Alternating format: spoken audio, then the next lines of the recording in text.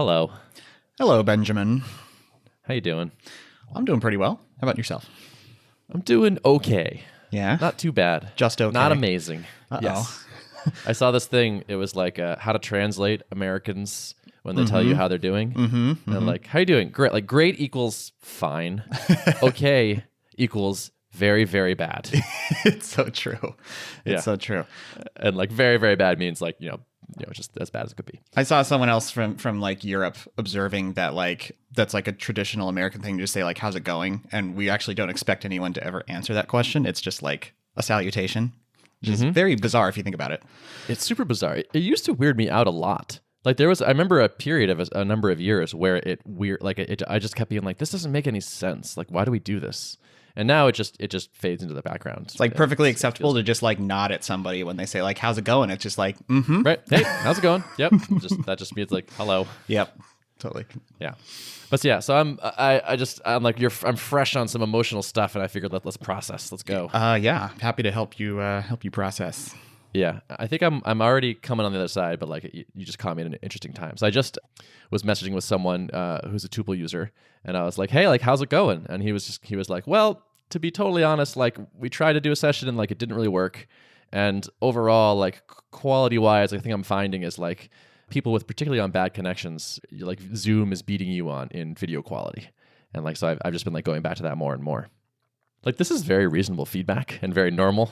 But like, I'm a little sleep deprived. It's always the way. It's perfect cocktail. Yeah. Perfect cocktail. Didn't get quite enough sleep. I did get some exercise today. But sometimes I find that if I'm sleep deprived, the exercise doesn't do its same thing. It just makes me a little more tired, kind of. Like, it's sort of a mood elevator, but not in the way it is if I'm actually rested. Also, I'm at 4 o'clock my time, which I know from my rhythms is like my low point of every day. Like, I always need to nap at 4. Like, this is just like when I'm at my like least patient and least whatever.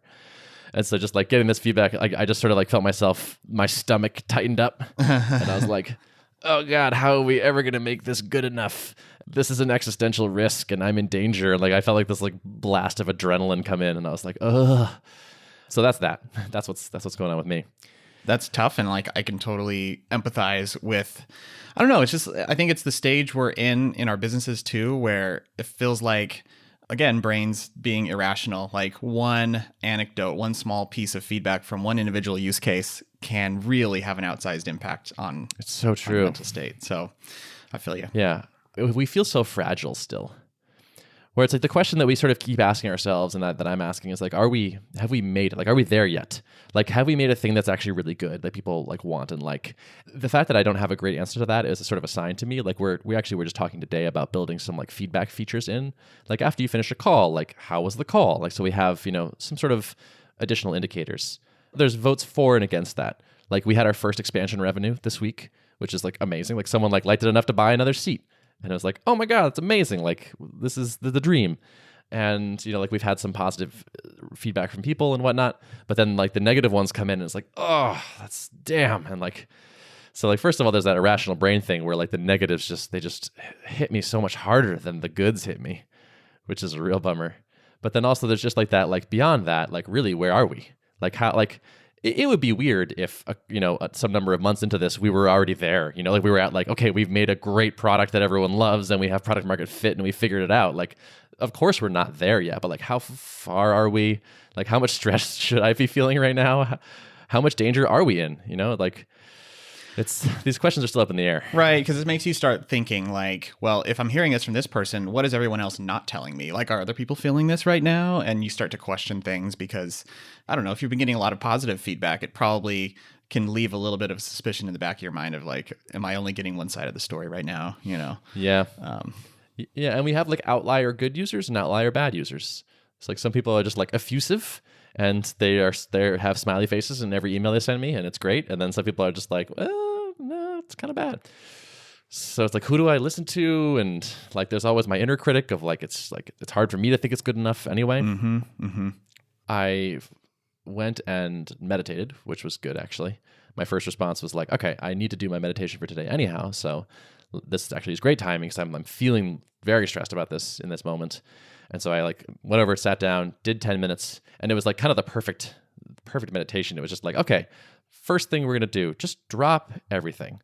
During this 10 minutes, don't plan, don't fix, Don't think about any of this other stuff. Like just give this 10 minutes to yourself. And I was like, oh, okay, yeah, that's a good idea. And like by the end of the session, that like knot in my stomach, which for me is the physical manifestation of this kind of stress, it was 90% gone. And I was like, okay, like when that goes away, I'm usually on the mend. So like it took 10 minutes and I was kind of like backish. And then like I start doing some of like the rational thinking, which is like what I've been doing with you, which is like, yeah, we're gonna have shortfalls. Like this is a hard problem to solve, and Zoom will always be hard to do better than in some ways. Like they have raised $140 million of VC, they have 1,000 employees, they have been at this for 7 years. Like the fact that like there's some situations where Zoom is better than us would be incredibly surprising if that weren't true. So like me beating myself up or like thinking that we are failing somehow because of that is like, well, this is not a very reasonable course of thought. So I'm sort of meditating and reasoning myself out of the just being distraught. Yeah. And that's actually a really good thread you just pulled on there about thinking about competition, because it's something it's been in the back of my mind especially as I'm having conversations with this team of 10 that I've been working with closely. They're coming off of Slack, and there's definitely things they recognize wrong with the product, but there's also a whole slew of things that they really love about it. And it's not necessarily a goal of mine to reach parity on all of the things that everyone loves about Slack, because even to get there could take years, especially as a solo operator, and they've got a team of hundreds of engineers or whatever. So I'm trying to reset my perspective on like, I'm not even aiming for that goal, and I'm really trying to just, I guess, focus, because you have to, out of necessity. It's like you can't possibly think that you'll be able to compete with these large competitors on every dimension. So then it's just makes me focus extra hard on how am I going to focus my efforts on the product, because otherwise it just gets too overwhelming to even look at a competitive landscape and try to like match up checking all the boxes on feature pages and stuff like that, Mm-hmm. Yeah. And there's a lot of reasons for people to like you versus other things. It's not really about matching all those features anyway, for a lot of people. Like you don't need all the customers. If someone has a good solution to the problem, then like that's okay. You don't need all of those. That's the thing I have to keep telling myself. But also like I do worry a little bit that I'm just kind of like, I guess my personal bias makes this unlikely, but like also I don't want to be like, don't freak out, it's going to be fine. But actually it's like, no, you should freak out. Like you should be worried about this particular problem because it's important. I think I'm unlikely to ignore this problem because I care about it a lot. But I also don't want to just like soothe myself into a state of complacency or, false optimism, I guess. I don't know. It's kind of like having a healthy level of stress. Like it's not worth getting toxically stressed over this. It's probably something that's worth, and I think you guys are already doing this, like you're measuring things around this so that what your like essentially your KPIs are, to use like a buzzwordy term, right? In order to be the best pair programming tool, we need to excel in these specific areas around latency or whatever it is. As long as things are trending in the right direction in those areas, maybe you aren't today, but every day it gets a little bit better, and eventually you will be consistently better on the core mission of your product, Yeah, exactly. And that is a fallacy that I fall into when I'm in that like bad state, which is like whatever is bad today will always be bad. I don't think about like how likely is it that these problems will persist a certain number of months from now. And so it's like, oh, like our quality is not as good when the connection quality is lower or something. It's like, well, like have we optimized that at all? No. Okay, well, if you spent 3 months on that problem, do you think you could make some progress? And like, certainly. But in those moments, I'm just kind of like, oh God, we're bad at this. Well, we probably won't win if we're bad at this, and not just like, well, what do we do about this? Yeah. And I think it's especially hard mentally to know that there's a good chance you're going to end up losing some customers here from the early days who just couldn't, they just didn't have time to wait it out. And so they're like, this product's at its current stage isn't going to work for us. There's going to be a whole slew of others who it's good enough and they're just going to stick with you as it improves. I find myself getting biased towards like, I really want like my team of 10 right now, I really want them to fall in love with the product, stick with it, and it all be good. But there's a small chance that like enough things pile up that where they're like, you know what, it's just not the right time for us. And that doesn't mean I've failed. It just means at the stage they're at, the needs they have, maybe they're not perfectly aligned with where the product's at right now. But it doesn't mean I'm not going to get there. So it's just hard to like potentially lose customers too. Totally. Yeah. And these are like our network, like within our, they're in our circle customers kind of things. These are our friends and people we know and whatnot. So it's like, okay, I would love them to love us. And like they were the first people to take shots on us and all that. Some of them we will lose for sure. But it's not necessarily a death blow. Oh, brains. Oh yeah. That's a recurring art of product theme, right? It's just figuring out how all the ways that our brains betray us on a regular basis. Mm-hmm.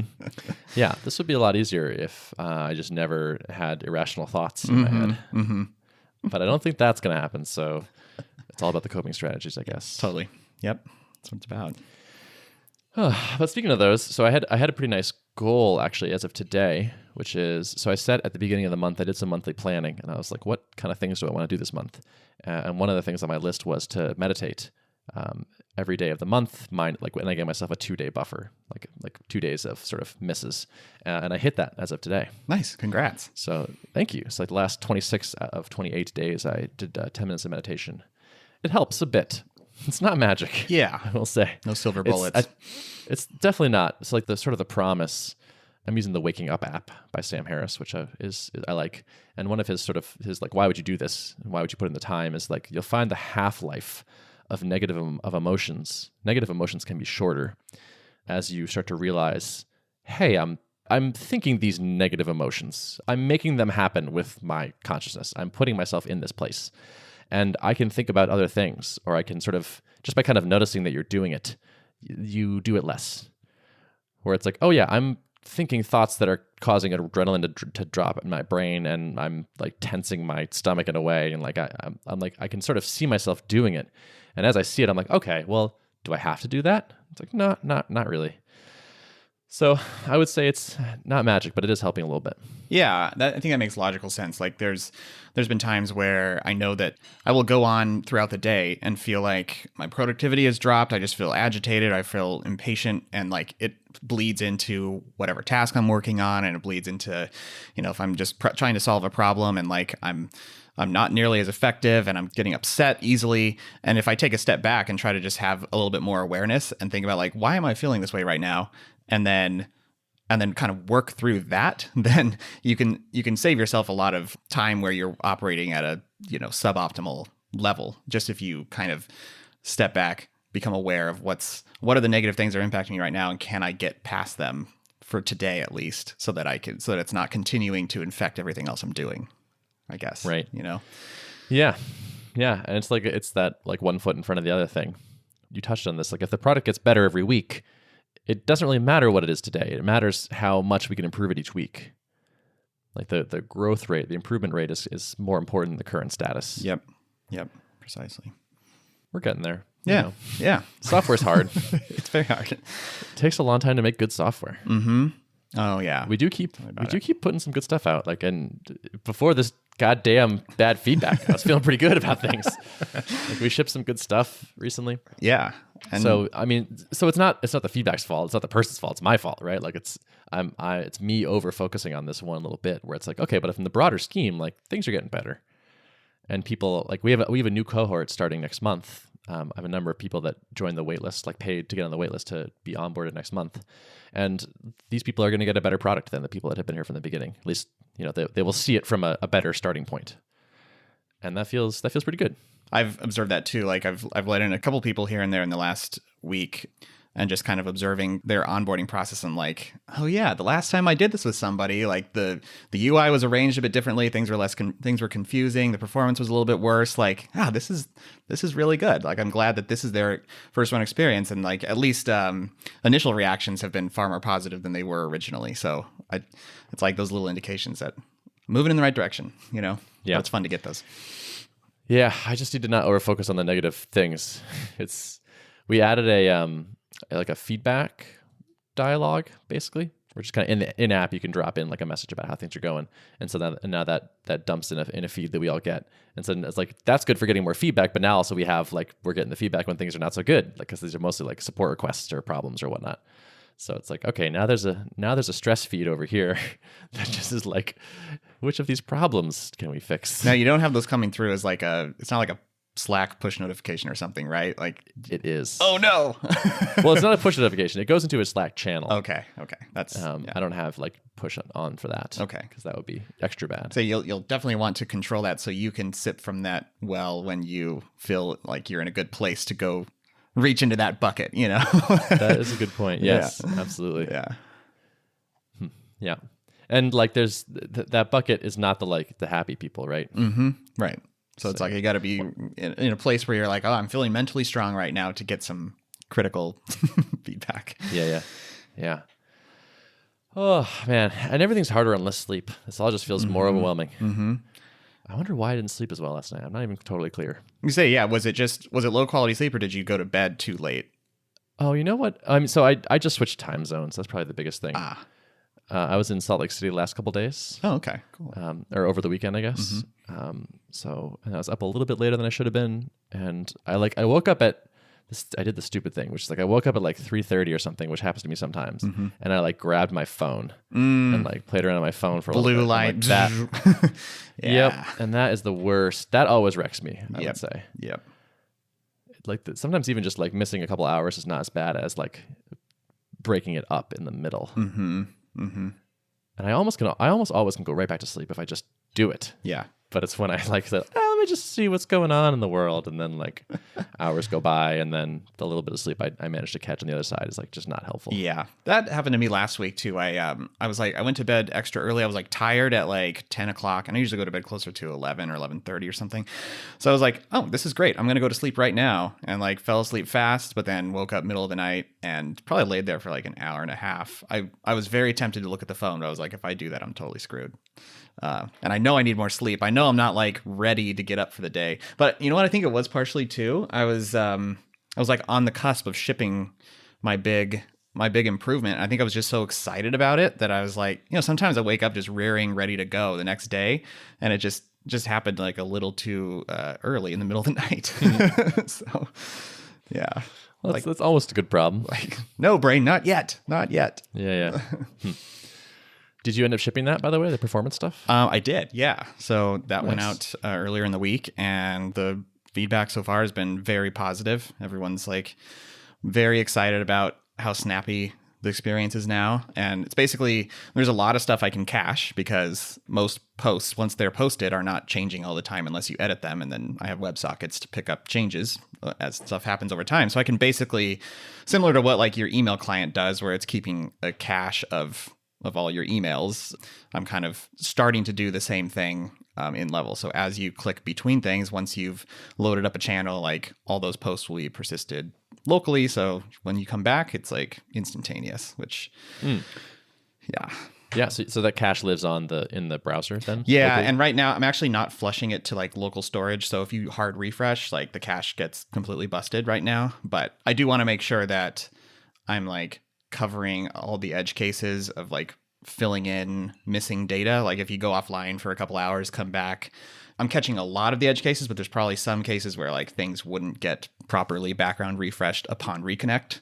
I'm being cautious about like overly aggressively caching things to the point where like it's actually hard to force it to refresh itself, you know? Yeah, that connection state stuff is tricky. Like we have an app that's sensitive to that, where it's like you're online, but then you shut the laptop and you go to a different Wi-Fi and open it back up, and like then what happens? And it's a little tricky. It is, yeah. I spent like probably a week working on that, just trying to get it so like the app will like listen for all the failure modes of like, is this a network disconnected thing, or is this just like different errors will happen if you just shut your laptop and it's like a hard cutoff versus a graceful one where the browser can actually know that the connection was dropped. Spent a bunch of time kind of working with the Phoenix WebSocket client and trying to like catch all the different exceptions and stuff. And now it's really good. Like it's hard to get the Level client app in a state where like it's unable to reconnect and re-plug in all its WebSocket stuff. So I feel good about that. And now it's just like I need to track, you know, when was the last known time that it was connected, and then once it reconnects, kind of like ask the server for like to catch up basically and tell me everything that happened since I was last connected. And that, I know there's a lot of dragons there, like getting that to be super reliable, but Yeah, totally. But it sounds like people are digging the snappiness. Oh yeah, for sure. Yeah, so that has dramatically like improved the feel of the app, the user experience, and also like as part of that, not just performance, but now like if you're on a screen, say you're like in a particular channel looking at the timeline of things, and someone posts something new, before it would like you kind of had to like revisit that page to pick up new changes, or like sometimes they in certain views they would just flow in automatically and like append themselves to the top, so if you're reading something it could just like boop shift out from under your eyes, which is really annoying. So now it does like the more of the Twitter style, like little message, there's 2 new posts, click here to view them, and those will just kind of queue up in the background as new stuff flows in, and that's very consistent now across all the views. So it's just I'm surprised to hear that performance was a thing given like your stack.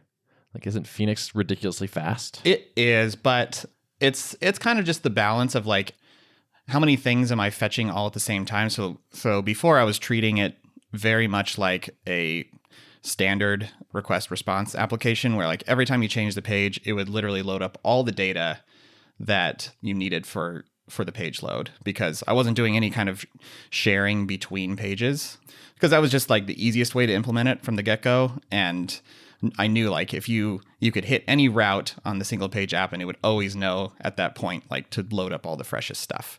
That was like V1, and I knew that wasn't going to last long because there's a bunch of sharing between pages that could happen to speed things up. But so like if you think about loading a timeline of posts, it's like there's posts and then there's at least a handful of the latest replies, and then there's like the author and all their information, and then there's thumbs up reactions, who thumbs up things and what are the counts on that, and you do that for the entire timeline. And if you're loading 20 posts or 50 posts or something, I mean that could end up being a fair number of database calls.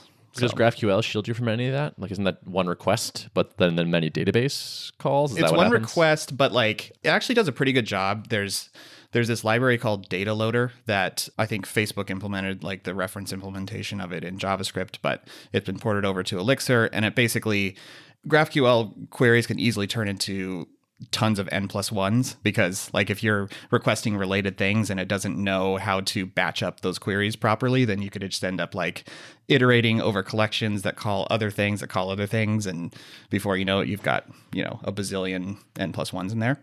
So Data Loader basically takes predefined relationships and then batches them up as much as possible. So it's like not super bad, but it still ends up being a lot of queries at the end of the day. Gotcha. Yeah. Technology will not save us. Yeah.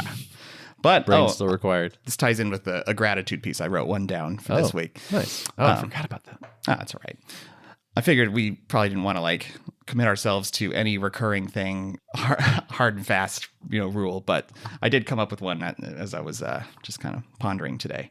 I'm super grateful for all this open source technology that I'm building on top of. I was building something in GraphQL today, and I went and looked at the API docs for Absinthe, the library, and it's just like it had exactly what I needed, and it just made me think like, man, they put in so much effort into this thing to parse GraphQL queries and provide the DSL for query resolution and all this stuff that I didn't have to build. And I could just download it for free off the internet. It's pretty amazing. Yeah, that is pretty amazing. We live in a nice time for that. Yeah, I know. I dig that a lot. Yeah. Just think how much harder my life would be if I didn't have Elm to write the front end in, and Elixir and the Erlang VM and WebSocket technologies that have taken like 10 years to mature in browsers. And I mean, even if I was trying to implement this, 5-10 years ago, it would be a lot more dicey. But even then, and even like paid products too, like Stripe, the fact that you could just have Stripe do things, like, man, is that nice? Yeah. And oh man, Stripe has gotten so good. Like it used to be very like focused on, having a great API, and their web interface was always good, but it was minimal. So I started off a few actual paying subscriptions this week. So I have some officially some MRR. And so I just went in and was manually setting up subscriptions. And it's like, you go to the billing area, you go to the customer, you want to add a product, you select how many seats, and it's just all very smooth to handle manually. I love it. That is, I have the same experience. And they're even doing things like, here's your MRR, which didn't used to be a thing. I remember writing that myself back in the day. I'm grateful. I went skiing this weekend with my brother and my dad, out in Utah. And it was great. It was like basically the perfect ski trip. Like we had awesome conditions. All our flights were on time. There was no lift lines. No one got hurt. It was basically like I wouldn't really change anything. It was pretty flawless. That's awesome. Did you get some good like mental downtime? Did you feel refreshed coming back? That's a good question. Refreshed coming back. I guess so. I didn't really notice a difference, I guess. Yeah, I mean, I felt good earlier this week for sure. Hard to say. I usually feel pretty re-energized after the weekend anyway. Maybe I'm doing my weekends well in general, or I'm just... Yeah, it's a good habit to build, I guess, to have regular recharge points in the week, you know? Yeah. I mostly, aside from like right now, aside from the last 40 minutes, I mostly don't feel very stressed during the week. Like it doesn't feel to me like I have an on stressful week and then like an off recovery weekend kind of thing so much. I'm mostly pretty positive and optimistic about things. So, so I'm not noticing a huge difference between those time periods, I guess. Mm-hmm. That's good. Yeah, I think if you reach the point where like, oh, I'm mega stressed and I just need an escape to get recharged, like that's you're probably in a bad state, you know, some habits. Yeah, exactly. So yeah, I think ideally you never get there, right? Mm-hmm. Yeah. Like take the time if you do get there, but hopefully you can, like what I'm hoping is that we can just kind of work at a sustainable, comfortable pace where nobody feels too stressed and, you know, it feels like things are mostly just progressing nicely. We'll see. Yeah, that's my goal too. Or it'll all fall apart. And I'll have the worst case scenario of having to go get a developer job or something. Right. Yeah. Yeah. It's all okay. It is all okay. There are very few very bad outcomes here. Mm-hmm. I don't think there are really any. Yeah. We do live a pretty privileged life. A lot to be thankful for. Yeah. Also, oh man, I can't believe I missed this in gratitude. Tomorrow, we're paying ourselves a little bit. Oh, nice. Yeah. We have enough. So we figured out what we wanted for like a buffer in the bank account. Mm-hmm. And then there was extra. And so we're split in 3 ways and paying a little bit of cash out. Very cool. Tomorrow. Wow. That's big. It's pretty cool. I'm in such a headspace right now where I'm like, but like, it's only because we've fooled all these people into giving us this money and soon they're going to find out that the app is terrible and blah, blah, blah. But no, it's good. Yeah. Yeah. So try to suppress those lies. This is a worthy achievement. Well earned. Thank you. Yep. Yeah. That's nice. Well, I just did the opposite and just transferred a bucket of cash into the company account this week. Oh, yeah? Yeah. What's that for? Oh, just, you know, I got Honey Badger and Heroku and various, like a couple $100 in various SaaS tools. So not too high of expenses, but yeah. Honey Badger did a smart thing. By the way, I read their About page today, and I was like, "Wow, this is they sound like us, only a handful of years ahead of us, and already successful." Yeah, I saw you giving them props on Twitter. Yeah, I like their copywriting. It's good stuff. Totally, yeah. And they're like, "We're 3 people, and we thought the state of the world was not good, so we made a thing, and we're 6 years old, but there's still only 3 of us." And I was like, "Oh man, this is speaking my language." Yeah, I feel like the Honey Badger team, what they've done is highly underrated. Like they've built a great business from what I can tell, and they seem very like happy and fulfilled in their work, and yeah, someone should invite them on their podcast and talk to them. Yes, that sounds like a great idea. Yeah, Joel signed up for Honey Badger because we needed some exception notification stuff, and got an email and was like, "Hey, like we're doing an experiment. If you don't have to put a credit card in to do a trial, but if you do, we still won't charge it, but we will also send you a T-shirt." Ooh, I like that. And I was like, "That is pretty clever." You know, you're getting the card up front. They're still not charging. Like there's the trial is still free, but it's like, okay, now there's a card on file. So the default outcome is you can actually bill it. I like that. Yeah. Incentivize and I bet that. Yeah, it's pretty nice. We're like, I bet on its own, that is positive ROI, right? Like that probably just like makes you more money net, taking into account the cost of the shirt. But then also it's like, the cost is here is a marketing billboard that you can wear. Exactly. Yeah. To like advertise our company. Yep. It's like, this seems pretty good. Mm-hmm. Mm-hmm. But like, even so, like Joel was psyched. He's like, I got a T-shirt. This is cool. Yeah. It's like, wow, everyone's winning here. Especially our type of, developer crowd just eats that up. Like we love T-shirts.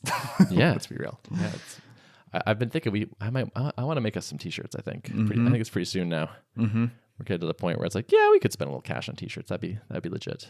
I don't regret spending cash on the Level t-shirts. Do you have one, by the way? I do. Yeah, Okay, I love I it. thought so. Yeah, and people love that shirt because it's the Next Level tri-blend, which is just my favorite custom ink t-shirt that they have. Okay, I get a lot of compliments on that shirt that it's like, man, this thing's so comfortable. It doesn't lose its shape. I think it's worth it is a little more expensive than just like a plain cotton, standard thing, but worth it because people will wear it more if it's really comfy, Yeah, I think making a crappy shirt is definitely not worth the cost savings. No. Yeah, I want to do that. Mm-hmm. That seems fun. That seems like the next level of swag that I would like us to get to. Mm-hmm. Totally. We might have to earn it though. I don't know. We'll see what milestone we can come up with that makes sense for that. Yeah. Oh, anything else up with you? Okay, actually, I want to talk through a quick product thing with you. Get your rough take on it. It might be a little bit hard to describe, but I'll take a shot at it and see if I can wrap your brain around it. So in Level, there's the inbox, right? And that's things where your posts where you're at mentioned or where someone like replies to one of your existing posts, you're effectively subscribed to that post and it will flow into your inbox when new activity occurs, right? And then everything else, like you can subscribe to a channel. And if you go to your home screen in Level, there's like a feed that just kind of aggregates everything from the channels that you're subscribed to. And that's kind of designed to be like the place where, you're not necessarily obligated to follow everything there. You can just click over there, sip from the fire hose, see what the latest is from the various channels that you're interested in, but like no pressure to like get caught up. There's no unread indicators in there telling you like you have, 5,000 unread messages. Go try to clear all of them. Based on kind of the hypothesis that like it's at a certain scale, there's enough chatter going on back and forth that like it's pretty unnecessary to actually read everything that every conversation happening in the company. And it's just stressful and not warranted. But in the last week, I've gotten some strong like suggestions from folks that they want to, like some people in certain roles want to follow every conversation in a bunch of their channels. Like they just want to keep up with everything. And right now the way to do that is you can toggle on a thing that says like send every post that's posted in this channel into my Level inbox. The problem with that though is that it leads to a really cluttered inbox if there's enough going on. And the inbox is really supposed to be the place where like specifically where people have mentioned you or where you're looped in and you need to follow up the conversation. That's the place where those things are queued up. So it's really easy for things to get lost. So if I don't change anything, the inbox is just conversations where I've been mentioned or like I've subscribed to explicitly? Correct. Yep. Okay. Yep. But some people are like, I want everything to go in there, and right. They can choose that. Okay. Or at least they say they don't necessarily want everything to go in there, but they want a mechanism by which to say like, I want to know if anything has happened since I last looked here in any of my channels. So basically, I want to be able to catch up on everything and make sure I never miss a thing, right? And so part of me is like, I want to say that's an anti-pattern. You shouldn't need to do that. But I think there's also a case to be made like, I shouldn't necessarily say that that's a wrong choice for everybody. Like maybe there is a case where like it does make sense and maybe you're a small enough team, like this team of 10, like there's a fair amount of conversation going on back and forth, but maybe it's not too much for like the team lead to be able to consume everything. So an idea I have is kind of tied in with the feature I'm building right now, which is basically a notification feed. So think of like Twitter notifications, right? It's a timeline of events that have happened ordered by the time at which they occurred. So at a minimum, this will apply to things in your inbox. So you're looking at your inbox, say you've come back to it after a few hours, and there's a number of things marked as unread in there. And you can also consult your notification feed and it'll say, Ben replied to this post and John acknowledged this other reply. And it'll kind of just summarize for you in a list of like sort of events, like what has happened that you have not yet seen. As opposed to just like skimming through your inbox and trying to spot all the things that have happened, it gives you a place to basically summarize, like, here's the stream of stuff that's occurred. Does that make sense? Okay. Kind of. I thought the inbox kind of was that though, like all the relevant things that I'm keeping in touch with. It is, but really the inbox is like a filtered view of posts. So it's showing you a list of posts and their replies, and it will mark things that are unread, but it's not like a list of events. It is a list of posts. Okay. It's a filtered view of conversations, basically, right? Okay. Yep. And what's an event that's not a post? Like Derrick liked this thing or something? Yeah, yeah. So it would just be like on the time series, what things have happened. And it's not necessarily immediately obvious. When you're looking at your inbox, it's not a list of events. It's a list of the conversations that are currently in your inbox, sort of like an email inbox, right? I feel like this notification stream is just an important piece for people who are like wanting to see what are the latest things that have happened in order of occurrence. You sort of made this sound earlier like the thing that people wanted was to keep tabs on everything within a channel and not just like events.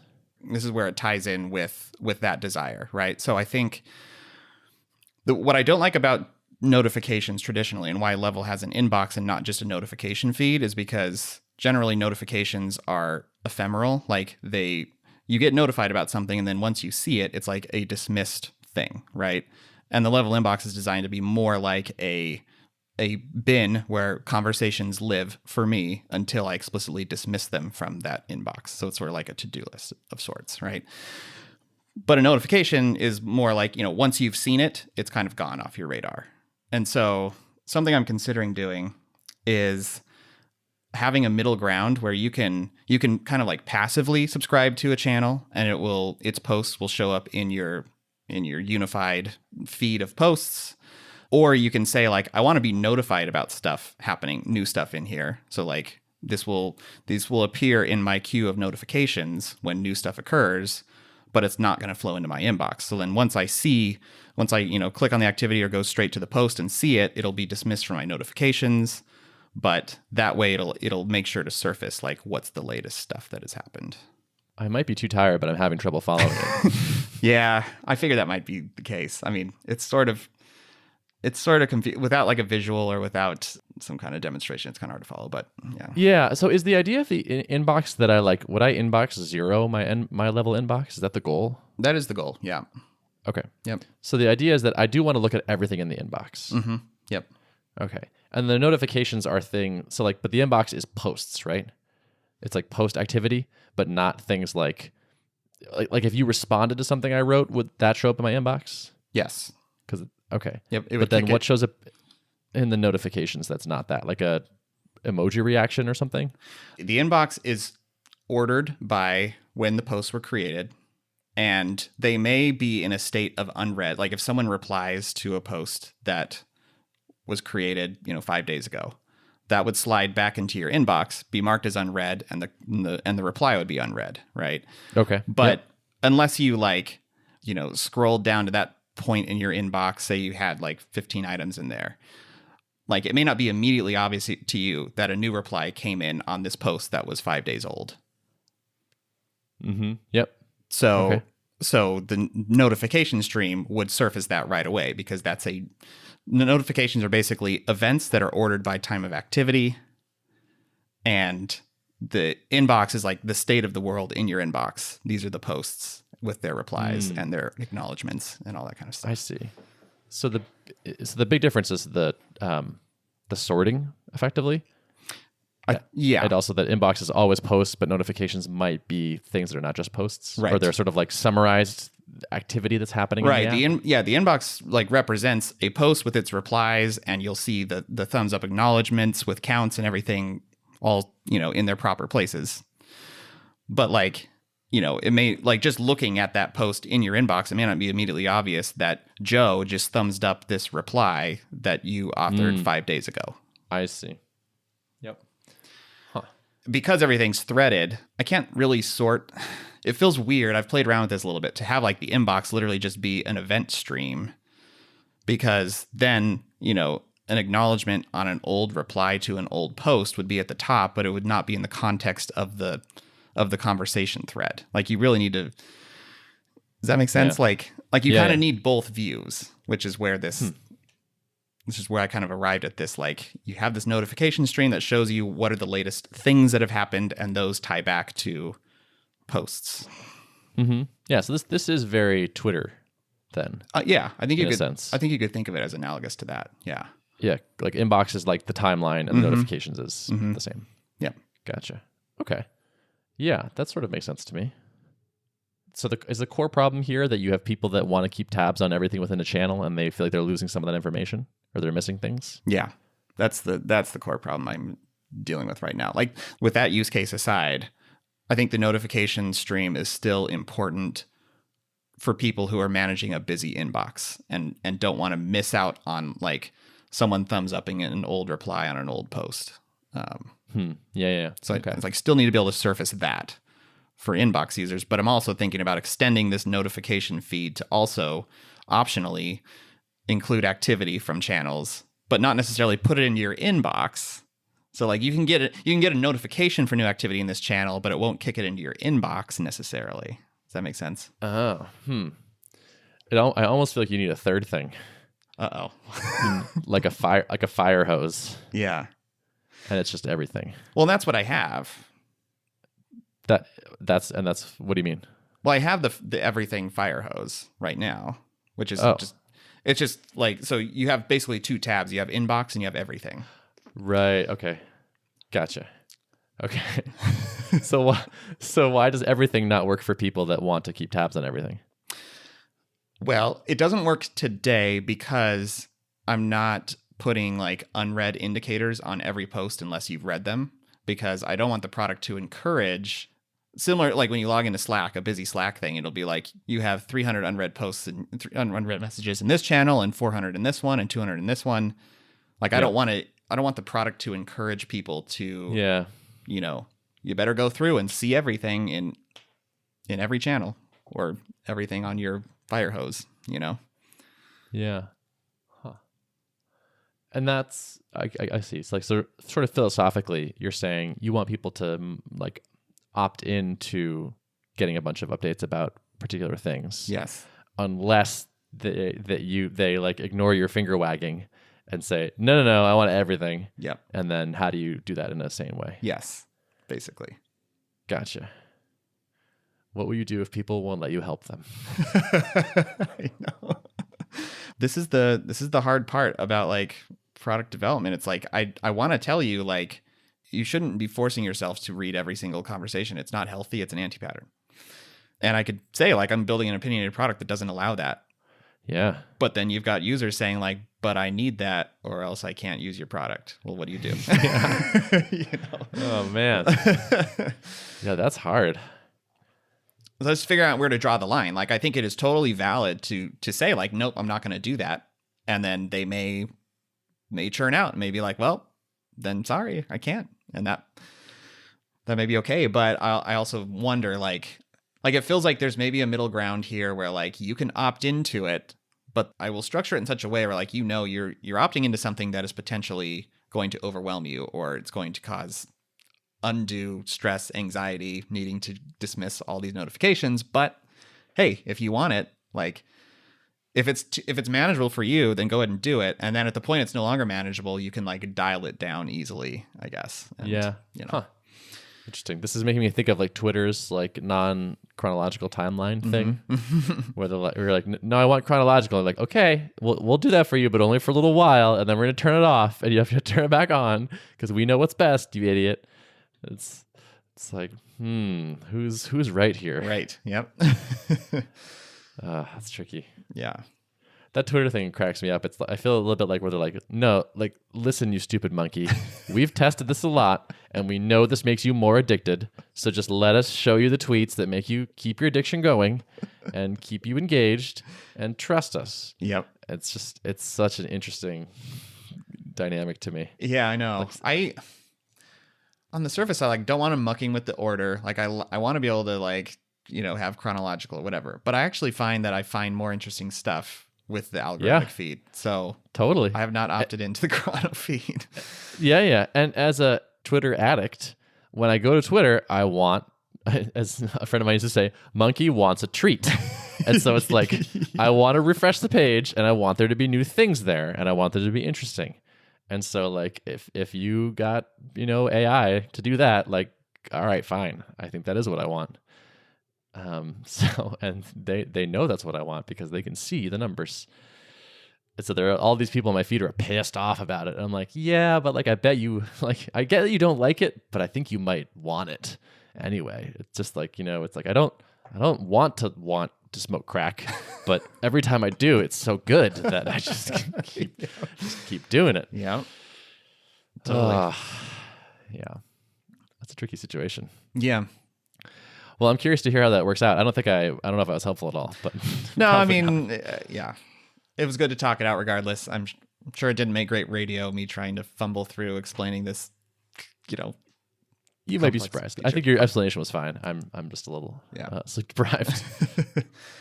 I bet our non-sleep deprived listeners will have understood you better. You know how many hours I've spent laying on the floor, staring at the ceiling, trying to figure out, like, is the inbox a notification stream or is it a filtered view of posts? Like, even just that distinction. Totally. Been like, and I've gone back and forth. I've modeled it out, mocked it up as a notification stream or as like an activity stream, basically of things that have occurred in the order in which they occurred. And I've tried sorting posts by last activity, but then you just end up with this. Every time you go there, it's in a different order and it's very confusing.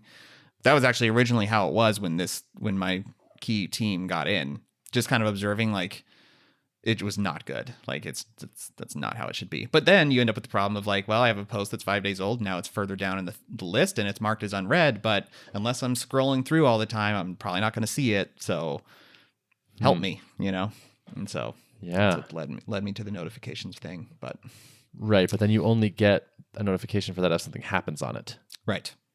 So it's just new. Yeah. Any new activity or the moment when it comes into your inbox, like whatever that thing is, like, Ben mentioned you in a post would be a thing. Okay, and it's like, hope that corresponds to a thing that's in my inbox. It's interesting. The philosophical thing you're going to have to figure out. That's the big one. But like the idea of kind of, here are multiple views into your data sounds good to me.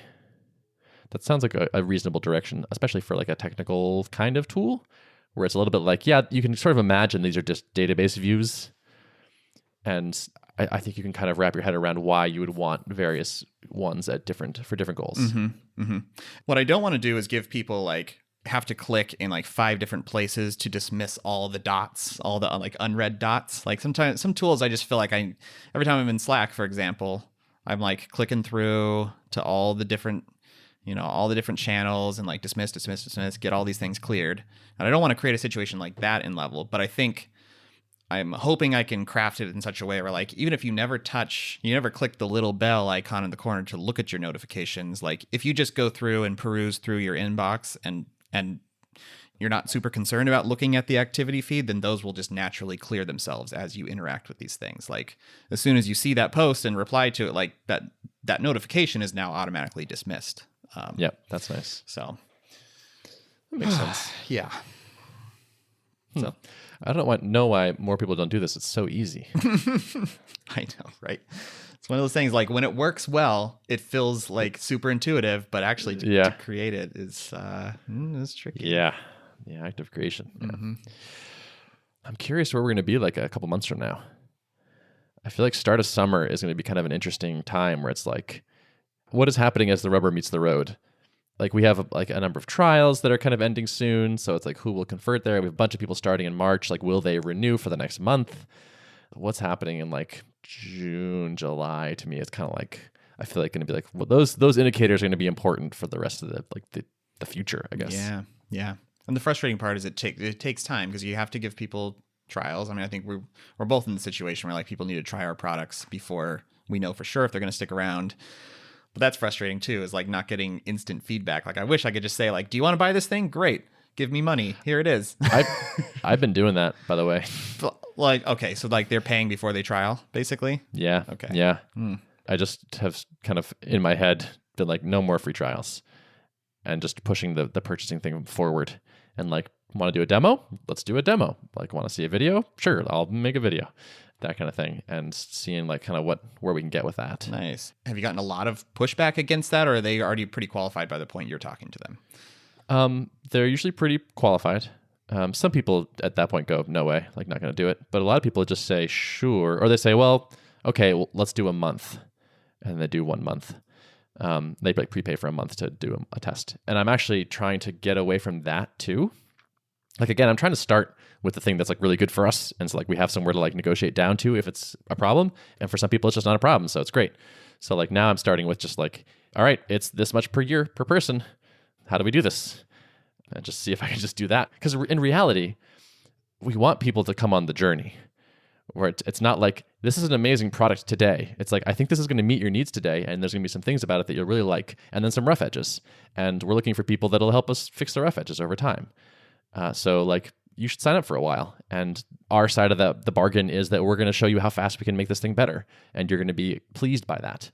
And we'll be responsive to you and help. You'll actually will shape the direction it goes.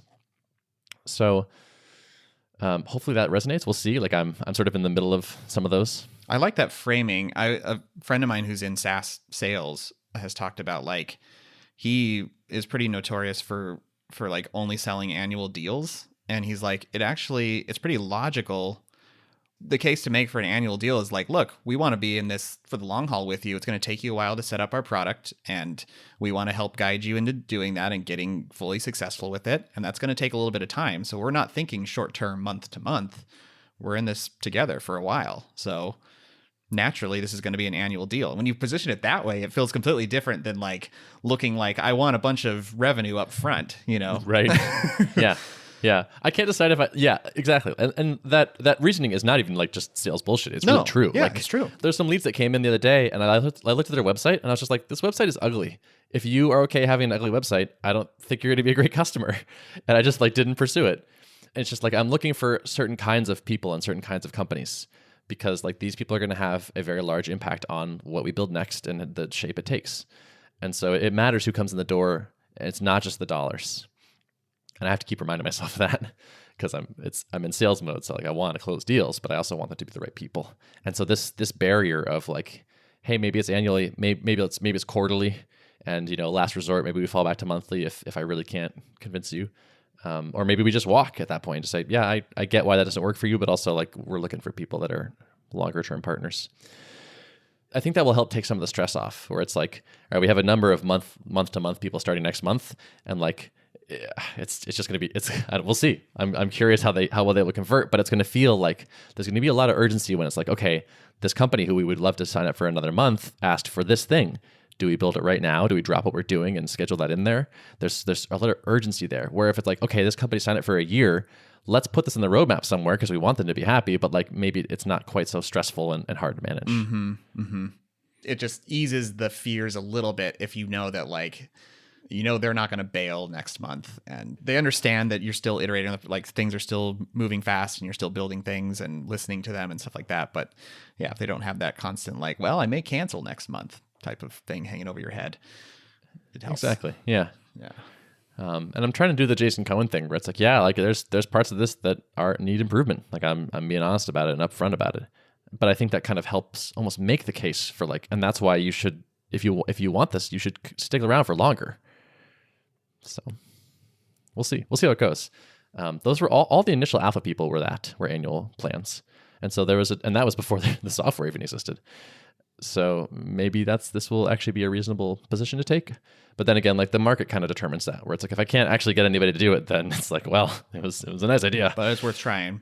And I like the way you're framing that as like, kind of like you're partnering with us. Like I kind of like your wording around that and the way you're positioning it, because I've gotten some people coming to me and they're like, hey, I want to test out your product. I want to be a tester. I want to be and it's like, well, it's beyond that. This is not an alpha level product where like, I just want like people to bang a hammer on it. Like I want real use. And in return, I will listen to your feedback and adjust the roadmap accordingly. Like you'll have the ability to have strong input. But this is not a dynamic where it's completely in favor of the tester, and I'm like, no, I'm building a product here that I'm monetizing, and like this is providing real value at this stage. I tweeted about this a little bit, but I feel like this needs to be a blog post, which is kind of like, we don't need testers.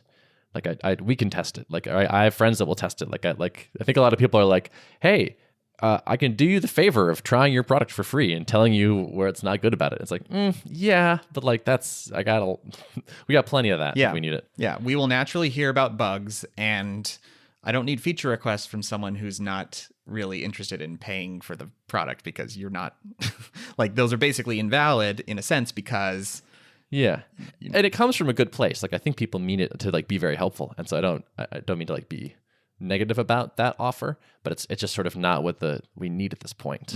But it's interesting how like it's hard for me not to like bristle at that now when I hear it, like something about it, even though I know it's coming from a good place. So I need to just check myself and know that like, don't get pissed about this offer. Like it's fine, but totally. I have the same thing. Yeah. I want to be writing a bit more about this experience and all that and things that we're coming up with and whatnot. I'm trying to figure out where to put it. Like, I think like I could certainly spin up a blog about Tuple or something. But I also I don't want to create another content treadmill that I need to keep going. And like blogs have this like, oh, when's the last post? Oh, 7 months ago. Like, I don't want to create that situation for myself, but at the same time, like I want to capture this stuff because like a year from now, I won't really remember what it felt like in March of 2019. Right. Yeah. So I want to write something somewhere. I know. I want to too, and I like thought about making a goal for myself to write X number of posts because I have a bunch of ideas about stuff that I've just jotted down. Like this could be a potential topic to write about as I've been just on this journey thinking about stuff, and I would like love to tackle some of those in writing, but so far I've not found the time for it. So I'm a little bit leery about adding another recurring thing on my plate. But yeah, I don't know what a good answer to this is. Yeah, I need a blog with no dates. I guess. mean, if you have your own blog, you can totally not have dates. I think I took dates off mine, or I am very like obscured because I'm like I don't want anyone to come here, see a date first thing, and be like, this is old. Yeah, you know. Yeah, you happy with Subtle? Actually I haven't journaled in forever. That has sort of dropped off a bit. I do on my personal blog, it's just a static site thingy, and that's the one where I kind of moved the timestamps. Gotcha. Yeah. I was thinking about putting on my personal blog, and I was like, oh man, step one, redesign this whole terrible blog.